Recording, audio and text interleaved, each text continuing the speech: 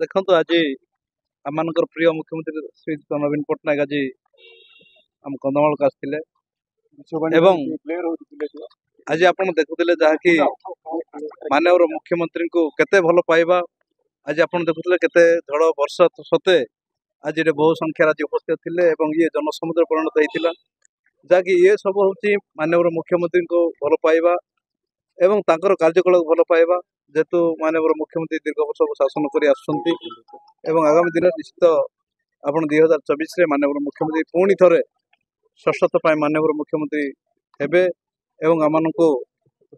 ସେବା କରିବେ ବୋଲି ମୁଁ ଭାବୁଛି। କେବଳ ନୁହେଁ କନ୍ଧମାଳ ଜିଲ୍ଲାର ଏଇ ଯୋଉ ମହିଳା ଜନତା ଦଳ ନୁହେଁ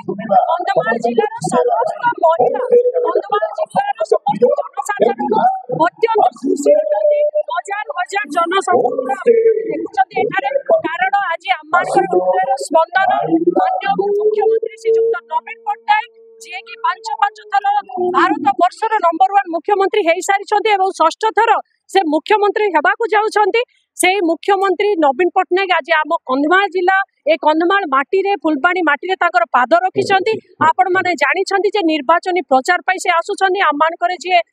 ଲୋକସଭା ସାଂସଦ ପ୍ରାର୍ଥୀ ଡକ୍ଟର ଅଚ୍ୟୁତ ସାମନ୍ତ ମହୋଦୟଙ୍କ ପାଇଁ ଏବଂ 7ଟି ନିର୍ବାଚନ ମଣ୍ଡଳୀର ବିଧାୟକ ମାନଙ୍କ ପାଇଁ ସେ ଆଜି ଆସିଛନ୍ତି ନିଜେ ପ୍ରଚାର ମଇଦାନକୁ ଓହ୍ଲେଇଛନ୍ତି। ସେଥିପାଇଁ ମହିଳା ମାନେ ଅତ୍ୟଧିକ ମାତ୍ରାରେ କୃତଜ୍ଞତା ଜଣାଉଛୁ ଆମେ